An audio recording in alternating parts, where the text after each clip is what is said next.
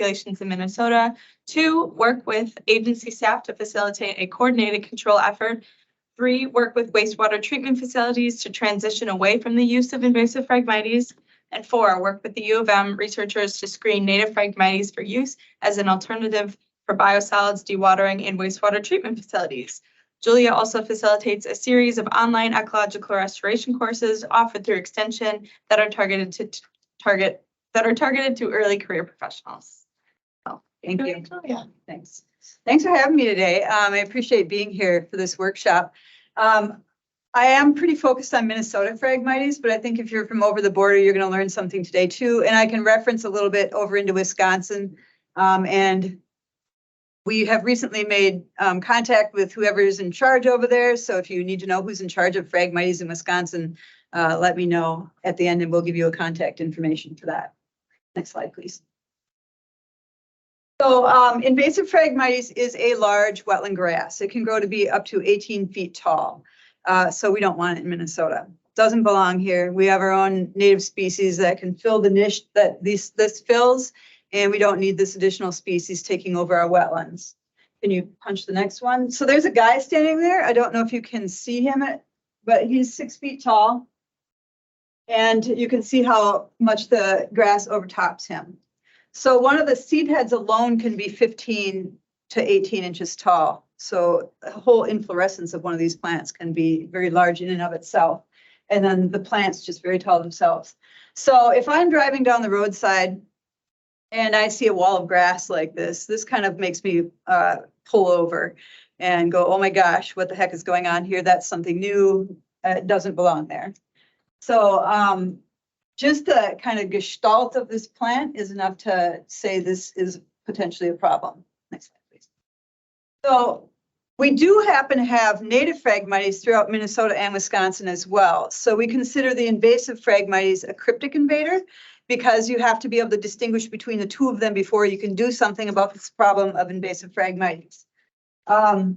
They're very closely related. So we have Australis subspecies americanus and Australis subspecies australis, it being the European common reed or the European genotype of Phragmites. And so it's appropriate that we have the native one in our landscapes. They do look very similar. They get to be the same heights. They have quite large seed heads as well, but there are definite differences that you can use to distinguish the two of them. And I'm going to talk about that a little bit more at the end of my talk if I have time. And if I don't have time, you all have hopefully a copy of the ID guide, which shows slides and images of both of them. That's online as well. If you want to share that with colleagues, you can download it from online. So the European common reed arrived in the United States a long time ago, probably in the late 1800s, but there was awareness of it as early as about 1910, where it was first introduced on the East Coast. Obviously, like a lot of invasive species, it's established here pretty well, and it's moving across the states over time. So by 1960, it had gotten into the Midwest and onto the West Coast and further into the Middle West more. As it goes, it tends to just consume its habitat. So it is a wetland plant. It likes that kind of damp space between wet and upland areas. And so it occupies that space really well. And when it occupies that area, it crowds out other native species. So here's an image from New York State where Phragmites has taken over just hectares of land. We don't have Phragmites that bad in Minnesota or in western Wisconsin. In eastern Wisconsin, it is actually pretty bad already over in the Green Bay area in particular, but there are other areas there as well. And then if you keep going over into Michigan or down into Illinois, you'll see large areas of it, possibly some of them as much as that.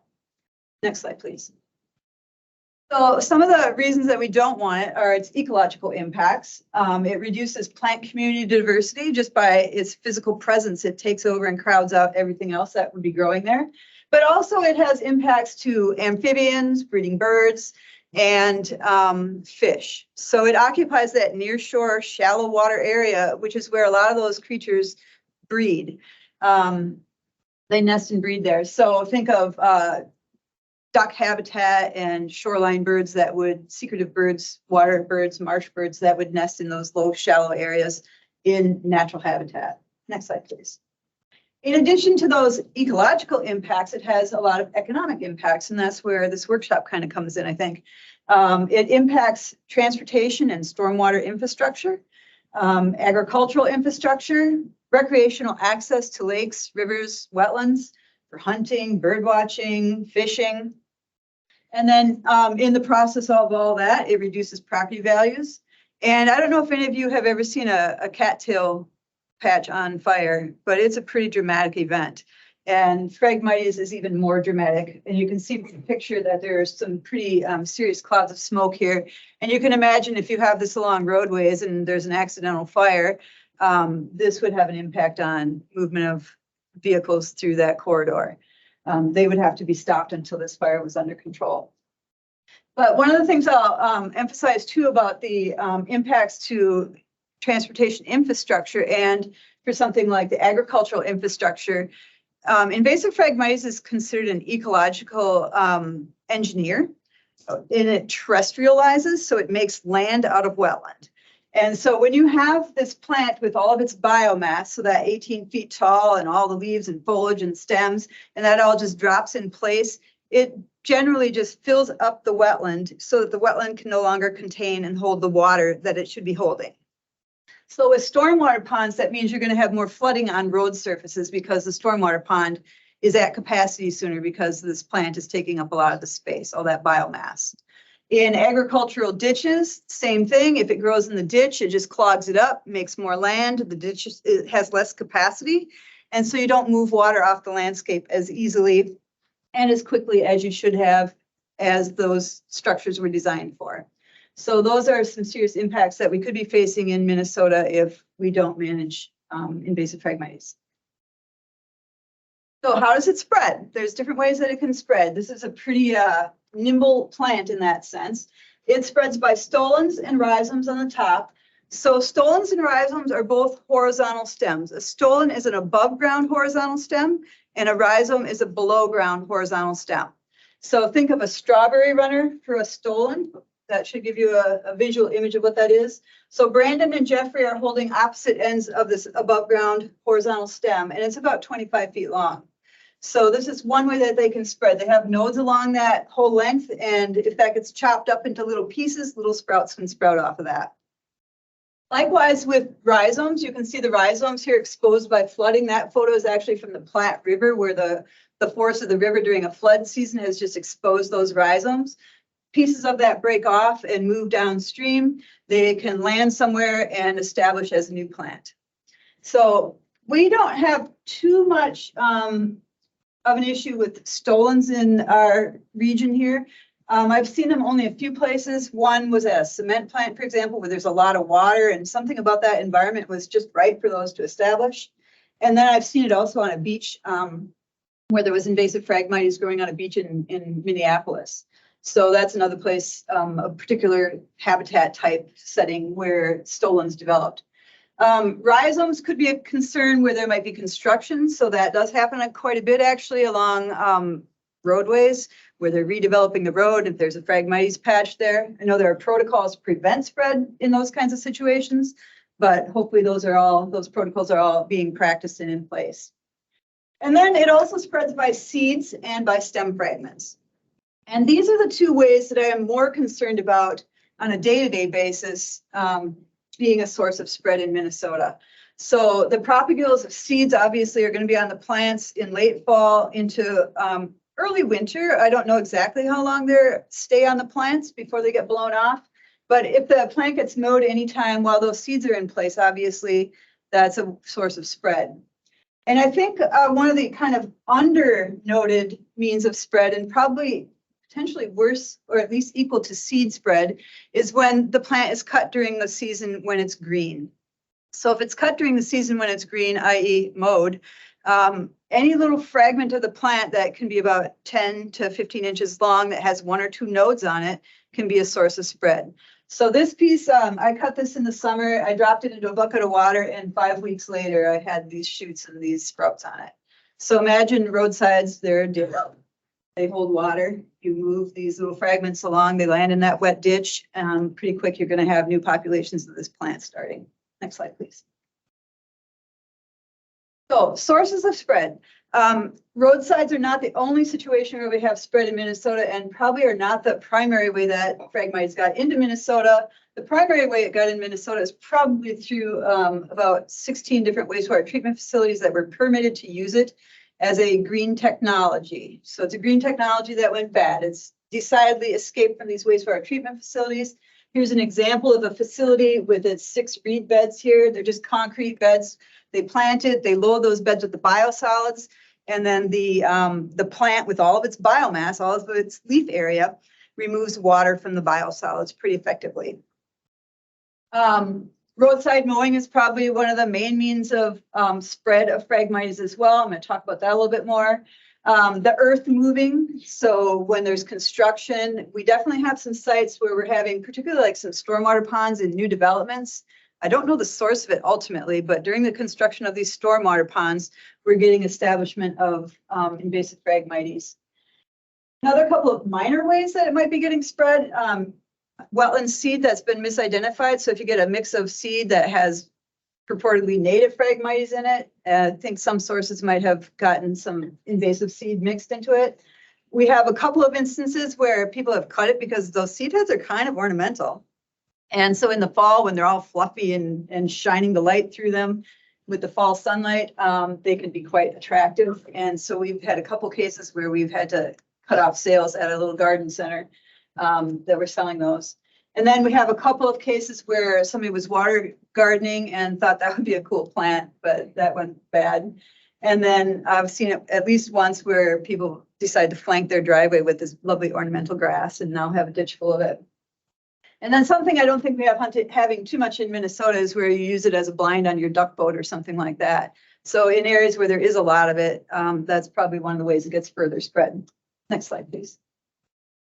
So what it looks like in Minnesota right now, our statewide distribution, we have not very much in the outstate parts of Minnesota, and then you can see that real concentration of it around the metro area. And the reason for that probably is in part that there are several wastewater treatment facilities around the metro area. I'll show you that in a minute. And then mowing compounds that and other types of construction and development. So just as of Sunday, when I went out and found some new populations, we have 67 populations in Minnesota. I would note that in our organization, we're splitters. So we're working with a contractor, and because we want the contractor to absolutely find every population and treat it. So if you have, a square, you have an acre of land and there might be 3 populations, but if they're separated and one is hidden around behind a tree, we're going to label all 3 of those in EdMaps, as Christina mentioned. It's where we're tracking all of them so that the contractor can find them all. So the number might be a little bit inflated if you account for that. Back in 2019, when we were done with the first phase of our project, just to figure out where Phragmites was, we only had just under 500 populations. But you can see we really added a lot.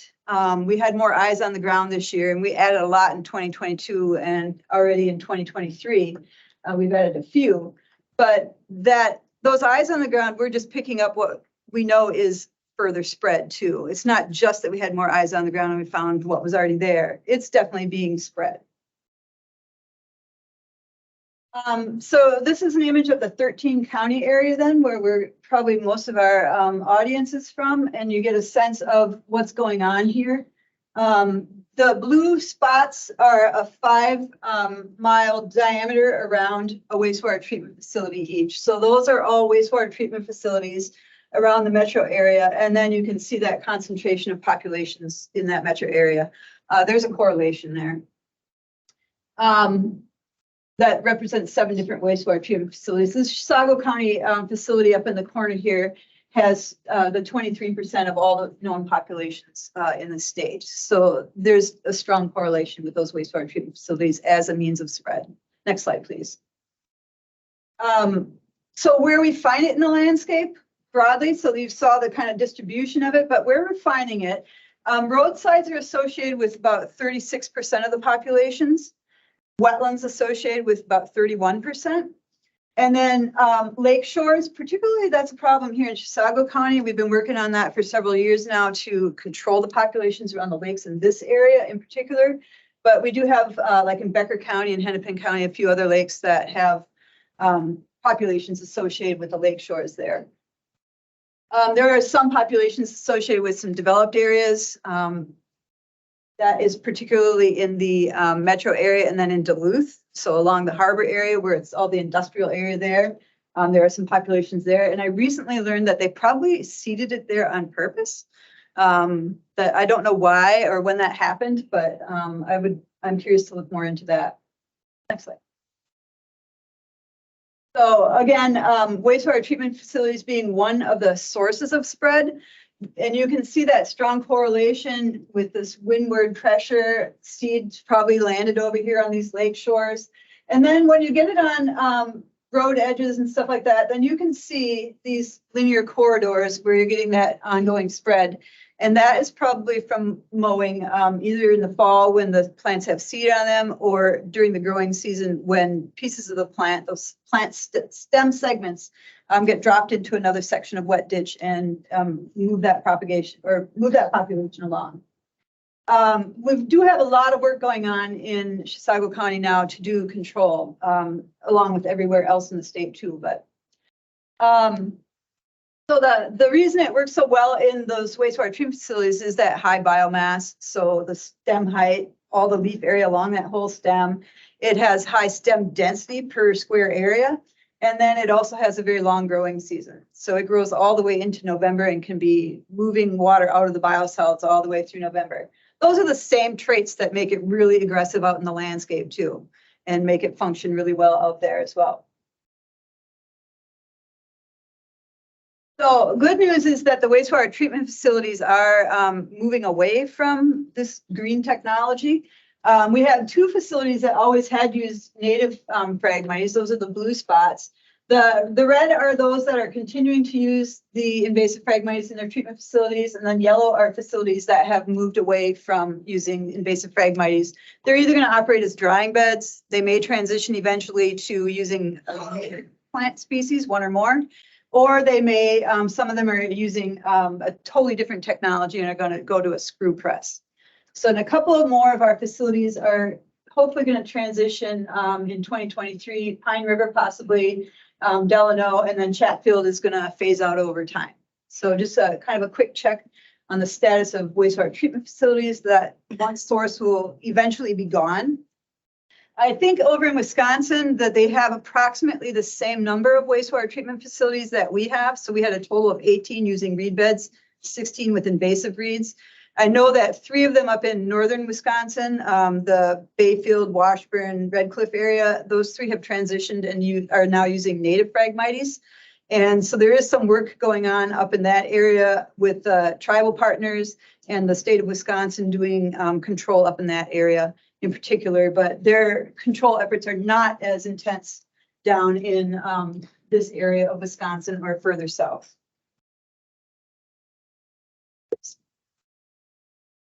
All right, so that source of spread, I just want to emphasize again, the roadside mowing being a potential problem. And when you see it on a corridor like this, it kind of tells that story.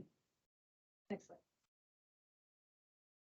So Christina had quickly mentioned the regulatory status of Phragmites. So after our work from 2017 to 2019, and we had a sense that it wasn't a real problem yet in Minnesota, we probably could get control of it.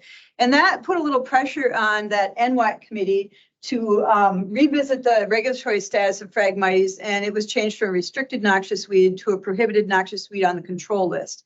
And that gives us a little bit of power to a little bit of leverage, I should say, maybe, to get landowners on board to help us manage this problem. So we need landowner permission, but we can point to this regulatory status as a way to get them on board because they do have to manage this plant. And given that it can propagate from all of its part, you effectively have to eradicate it to control it. Next slide, please.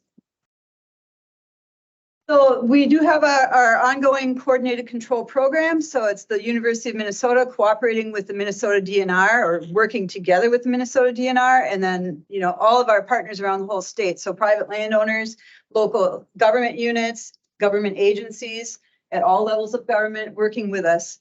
So the DNR actually holds and administers the grant that we have, which is GLRI or Great Lakes Restoration Initiative. In Minnesota, we're lucky to have Superior tagged into the corner up there. And so we've been able to tap into that funding source, which has been very generous. So DNR is also managing then the applicator who's working with us, their contract, and they give us the permits to work on the lakes. And then the University of Minnesota staff are coordinating with all those local government units and then doing the verification and documentation of new populations, providing guidance on the herbicide treatment, which is the primary way that we're going to control it, both timing and what products to use. We're doing the monitoring and then doing outreach efforts like this where we can just try to inform people. So someday when we don't have funding, more people are informed, they're able to kind of manage this problem on their own. Next slide, please. So in 2022, which was our third year of Phragmites treatment. We didn't treat very much in 2020 because of COVID, and so I kind of don't count that year. But in 2021 and 2022, we had 2 full seasons of herbicide control for invasive Phragmites. So in 2022, we had treated a total of 748 populations. I thought that was pretty good. I didn't meet my goals, but it wasn't too bad. There were 115 populations that had been treated previously that we didn't get back to for one reason or another. Our contractor, frankly, was very busy, and sometimes he just ran out of time and they didn't get to some populations for that reason. The season just ended. But good news is we had 305 sites that we sent our monitoring team out to, and they didn't find any regrowth. So we're making some progress, and these are positive signs. That much treatment and that much effort on the finding the results being so positive, not detected populations. And so here in the graphic, you can see who's doing the work. So we had those 305 not detected populations. Our contractor is Clark Aquatic Services. So they treated 439 of the populations. MnDOT, and this is primarily MnDOT Metro, but there's a few populations in here that were treated by some of the outstate districts, but almost 300 populations treated by MnDOT. So they've been a really effective partner working with us, both for scouting and for doing management. And then we had a couple other contractors that were working with some of our partners to do some of the treatment, including the counties doing some of that work. Next slide.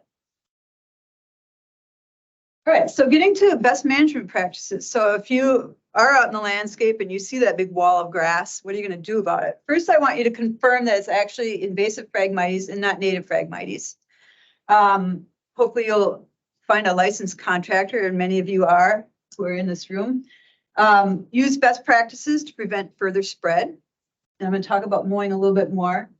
The effective treatment method is an herbicide treatment. So Christina had kind of on her graphic, she had mowing and burning. Those are techniques that you can use or actions that you can use to facilitate herbicide treatment, but the herbicide treatment is what's actually going to kill the plant and control it. After herbicide, monitoring and evaluating, that should always be a part of the process of managing an invasive species. And then determining whether or not you need to do a follow-up herbicide treatment. And revegetation then in some areas where we've had larger patches where the adjoining vegetation won't grow back in, we'll have to be considering and planning for active revegetation so that we don't just have another weed problem in that dead space. A lot of information online on the Minnesota Aquatic Invasive Species Research Center website, MASERC. So you can find some of this information there. Next slide, please. All right, any of you aware of Operational Order 113? It's a Minnesota DNR plan to prevent the spread and can do the management for invasive species. So reducing the risk of spread. So I pulled these kind of bullet points out of this because this is pertinent to all of us, whether you're a homeowner or whoever. MnDOT probably has something like this, and some of you may have, if you're more of a local road manager, you may have some protocols that are very similar to this, but this is the DNR's operational order. So the 5 bullet points I picked out here is that you should just be aware that there are invasive species in the area that you manage. So if you're not aware of it, you can't prevent the spread. So developing strategies and actions to minimize the spread, implementing those management strategies and practices, evaluating the effectiveness of those actions, and then doing the post-activity monitoring. So the 5 things I think that are kind of good bullet points to just think about in terms of how you're going to behave in an environment where there are invasive species, where you could make the problem worse instead of better. Your goal is to try to always make this problem better. Next slide, please. So reducing the risk of spread then specifically from my point of view for Phragmites, but this would apply to other species as well. And I know that there are reasons why you do the actions that you do, when you do them, and how you do them. So I'm not saying you're going to do this because I don't know why the underlying reasons for all of your management actions. I know broadly why you're doing your management, but you're mowing at a particular time of the year for particular purposes in particular places. But if Phragmites is in the area, ideally, you won't mow that Phragmites until after it has had an herbicide treatment. And the reason for that is, again, because those stem segments, when they're live, can propagate if they get moved down the roadway by mowing. And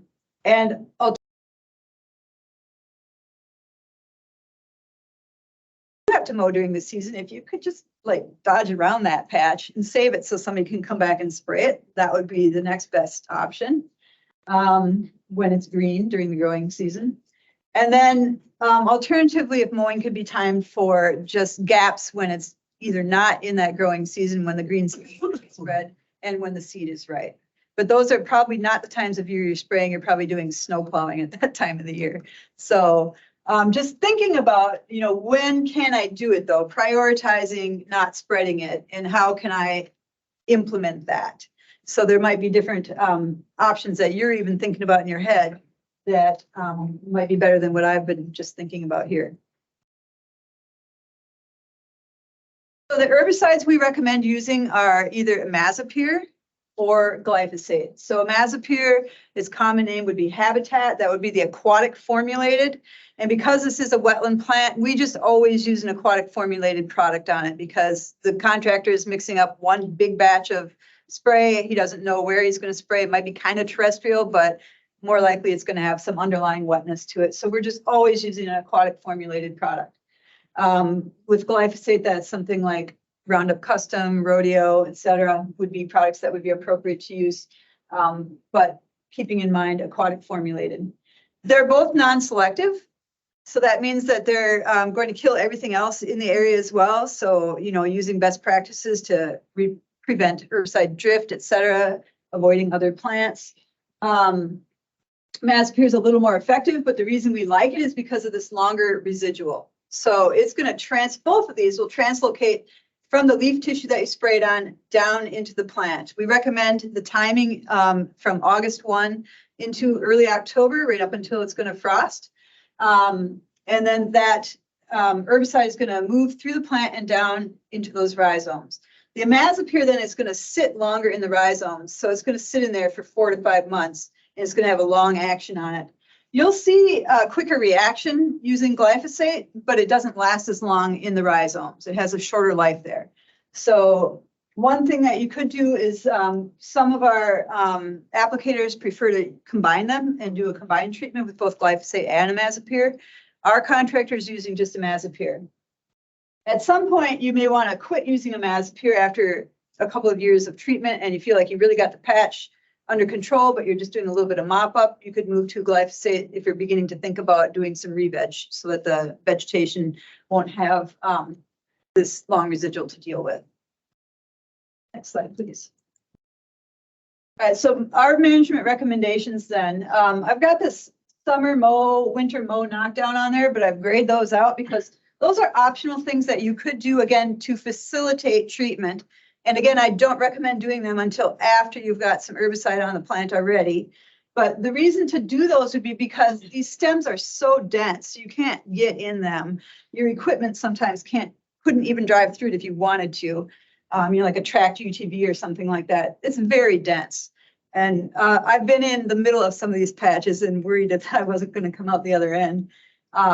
So it's hard work getting in there. Imagine taking spray gear inside of one of these big patches to get to the middle of a large patch. Not easy to do. So sometimes these mowing or just physical knockdown is effective to help facilitate additional sprays. But don't do it until you've gotten at least one spray in, so that we'll know that there's not going to be a seed developing on those plants. And then the stems also won't be green and be moved around by equipment. So the fall herbicide timing again, August 1 for Imazapyr until about August or October 10. So the fall treatment season is when it's most effectively moved down into the rhizomes. Next slide, please. All right, so then in subsequent years, you're going to evaluate. You're always going to monitor what you did the first year and then determine if you need to do follow-up treatment. Year 2 and year 3, you're likely to need to do retreatment of invasive Phragmites because it's a pretty persistent plant. But after that, at some point, you're going to be evaluating and potentially not doing knockdown. But we recommend evaluating for up to 5 years just to make sure you really have it. We had one population that we had started treating several years ago. They thought they had it, they had a year where they didn't detect it, but then they went back the following year to do that monitoring, and they did find a few stems of it. So they were able to get back out and treat that. But that's kind of what we're expecting. So even some of those that were not detected this year, it's possible we'll detect 1 or 2 years, 1 or 2 stems, excuse me, in the subsequent year of monitoring. And so that's our basic protocol for management. It's pretty simple. Fall herbicide, evaluate, potential retreatment, and then potentially doing some knockdown or mowing so that you can facilitate, you can even find those regrowth stems if they are there. Next. All right, so I didn't leave myself a lot of time here to do ID, but you do have the guide. Let's just go to the next slide. Again, when you think you might have encountered it, it's just going to be that kind of gestalt of it's a very tall grass. Does it have these big bushy seed heads or these kind of more sparse ones? I don't focus very much on leaf color because I don't feel like leaf color is a very good characteristic in the field unless you're standing there with one of each. They're green. The one difference is that primarily the native Phragmites turns a beautiful golden fall color, but invasive Phragmites stays green all the way through fall until it gets frosted down. It's kind of like buckthorn that way. It doesn't quit until it's really forced to quit. So it does stay green the whole season versus the fall color of native Phragmites. The inflorescence, focus on whether it's this kind of tall cone-shaped kind of inflorescence in the fall. The native one tends to flag, so it has these sparse branches that kind of will blow to the side. You get that a little bit in the invasive one, but then by fall, it tends to just form this really dense, very densely branched inflorescence, much more sparse in the native one. They both have the shiny, silky hairs on them in the fall when the seed is ripe. Next. I'll skip this one. Stems. So thinking about the stems, the lower part of the stems on the native one have these gaps where the sheaths don't cover them. So the sheath is the basal part of the leaf. So there's a leaf blade and then the sheath wraps around the stem. If this was the stem of the plant and this is the blade. So the sheath part doesn't overlap on the native, and then you get these red, chestnut red, open, naked parts of the stem. So thinking of naked is native. On the invasive, on the other hand, the sheath actually overlaps, so you actually never see naked parts of the stem except maybe at the very bottom of the stem. Go to the next one. And so the sheath then gaps away. So this is actually the sheath that's kind of on the back side of this one, and it gaps away, and you can actually catch that with your finger. This only happens kind of in late summer on the native one. It never happens on the invasive one. Those sheaths are always really tightly wrapped around the stem, and you never get a gap that you can catch. You'd have to stick your fingernail in this and peel it away. If you touch this one, it feels ridged. So if you rub your fingernail across it, it's going to feel ridged because you're getting the ridges on the actual sheath. Whereas this one, when you touch it, feels smooth and it looks glossy and shiny on the native. And then the ligule is a characteristic that I really use a lot. So if you pull the leaf blade back, right here where the leaf blade joins the sheath, the ligule is on the inside of there. And so if you pull it back, you'll see the ligule is this kind of brownish tissue in here. And on the native one, there's actually a little flap of tissue. And on the invasive one, there's just a little discrete kind of line. And so those are two characteristics that are pretty simple to learn. They're almost always there. Now in the dead of late winter, it will be harder to find these because most of the leaves have fallen off and they've degraded a little bit. But for a good part of the season, you can find those starting in sometime in July through January and early February even. Those characteristics are there. So that's just a quick overview. There's more, and if you have specific questions and you want somebody to guide you through a walkthrough on this, I'd be happy to do it. So you can reach out to me anytime you want more information.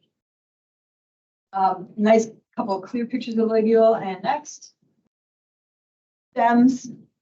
Is this native or invasive? Invasive. Invasive. Anybody else? Any red on this one? There's red. This one is native. So you see the red, that's on the naked sections of the stem. How about this one? Overlapping or overlapping sheaths or sections of open stem? On B. Overlapping, yeah. So here's one sheath. And then this is the top of the other sheath and it goes all the way down through here. There's no gap in that showing exposed stem. So this sheath goes way down inside of this one. They overlap. All right, how about this one? Any red, any exposed stem, overlapping sheaths?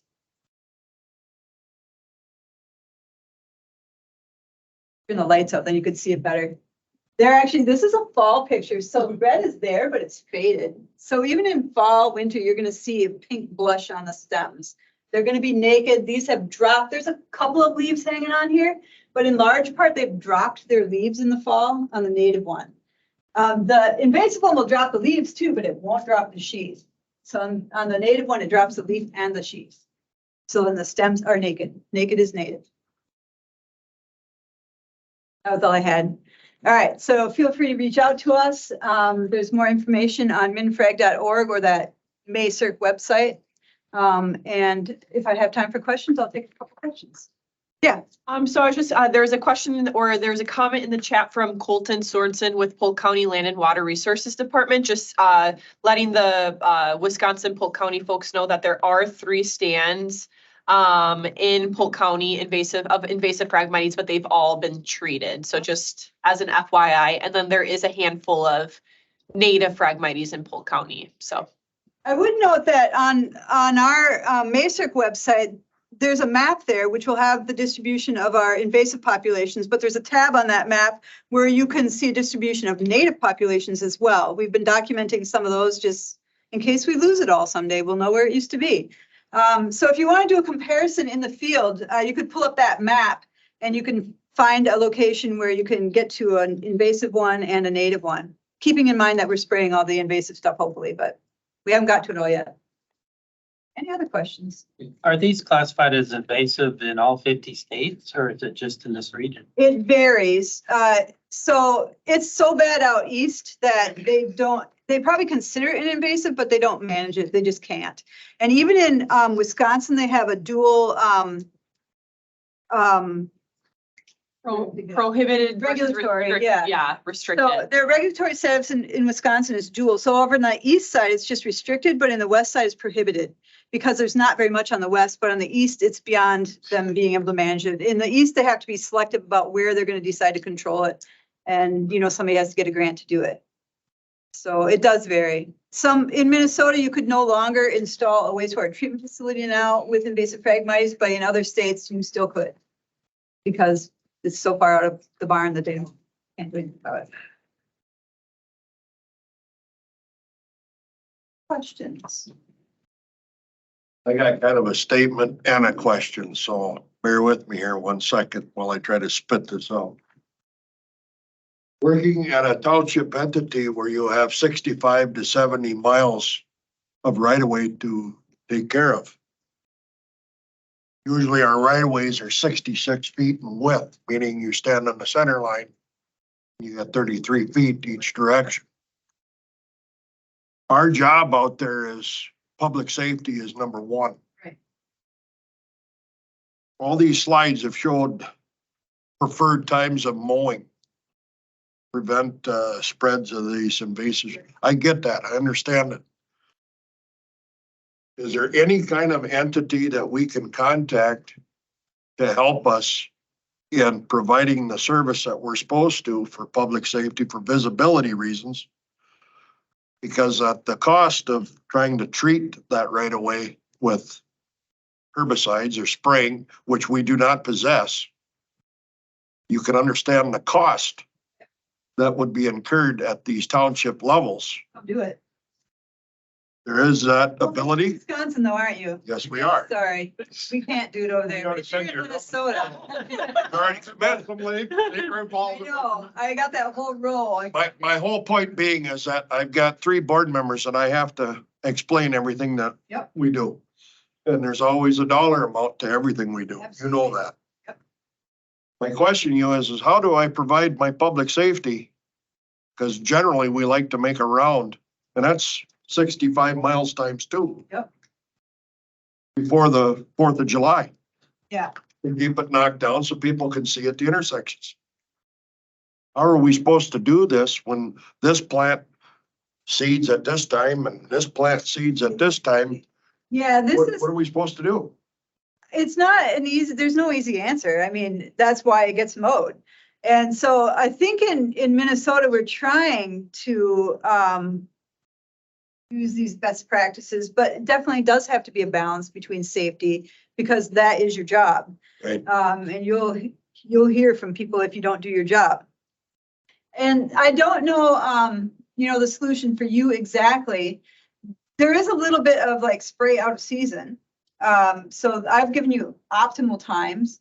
There is always like, okay, I found that Phragmites. I'm gonna need to mow that, but maybe I'll go hit it with some herbicide and see how effective that is before I do that mowing. But what I'm That's saying what is we that got. if we're not set up to do the application of spraying, we're kind of up the creek You do without the some paddle. spraying though, don't you? Or do you? No, You don't, not. all I've got is a double Okay. side and a rear mower. So I I can, do recommend contacting our contact because they do have some funding and they need to hear from their constituents who have a problem with this weed that they allowed in the state in these wastewater treatment facilities. And hopefully you can get a little leverage with them to broaden their program and give you a hand in your area. because I don't want to attend a class like this and learn about it and then continue to do what we're doing because then it's, Yeah, you know you that don't we, know. we have this to take care of, but yet Yeah. we're being made aware of this. I think we have all your contact information on the sheet. Yes, and then also for especially the Wisconsin folks, there is a handout in the folder for control and nutrient, which are Wisconsin-based herbicide applicators. I know. There's still a budget to do that. so I Exactly. get that. We work pretty closely with some municipalities and that is the bottom line is we have, their budgets are spread very thin, their staff are spread very thin. We get it. But what we'll do is make note to send you the contact for the person that we have in Wisconsin who is in charge of invasive Phragmites in Wisconsin and see what they would be able to do for you in terms of assisting you with treatment of these patches so that you don't have to continue to worry about spraying them. I think I speak for the majority of us that are here from the other side of the creek. Most of our complaints are from farmers who are worried about their calves. And the second complaint is the public if we don't get out there in timely fashion to get the right of ways knocked down. That's ultimately what we hear. So we're caught between a rock and a hard place. You know what I mean? Yeah, there's a lot of competing needs. I just wanted you to know that. Thank you. This is my own time. Just a thought that came. It's almost as if we need an app by day where you would go on to this app and look, okay, it's this date. What do I do? Yeah, When do I spray? What species? I think there are kind of some broad protocols for that, but then they don't always mesh. That's the problem. It's like, okay, I need to mow for sight lines,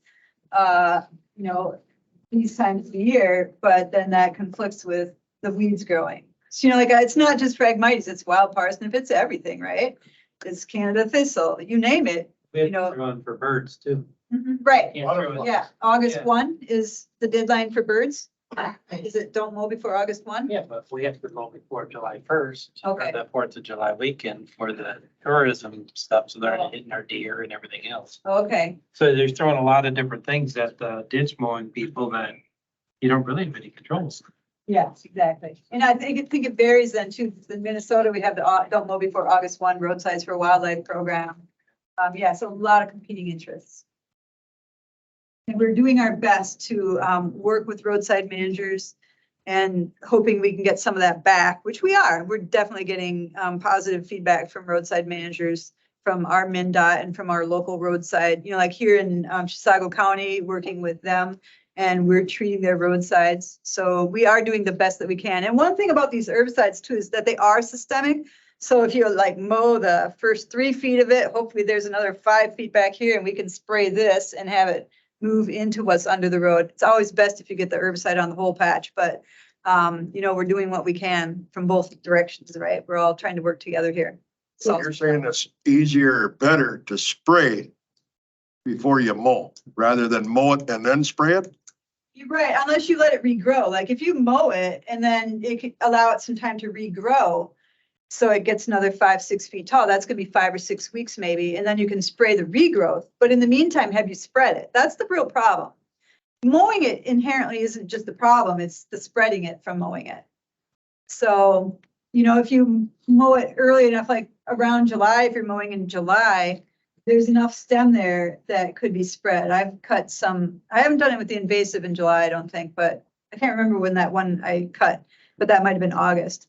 But I've taken a cutting of native Phragmites in June, July, and August, and I can get it to propagate in any of those months. I haven't tried it in May yet, but so the stems are tall enough, they'll propagate, there's enough of it to the whole summer. So we gotta just figure out, and do the best we can. But being aware, I guess awareness is my primary goal here. So you're aware if you're mowing this, that you possibly are spreading this. Trying to work together to figure out how do we optimize management and prevent spread. That's my goal. In town of St. Croix Falls, we use Spore Control, which I assume you've heard of that company. We use a growth regulator on the edge closest to the road, and that buys me probably an extra month, a month and a half, where I don't have to mow. Nice.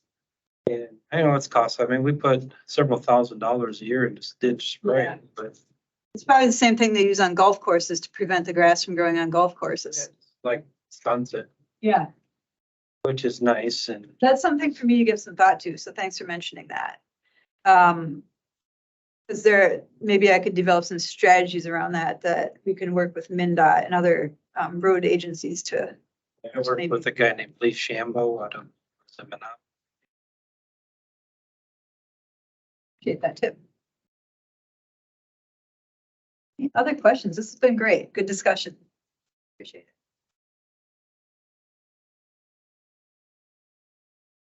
Relinquish my space. Okay, thank you, Julia.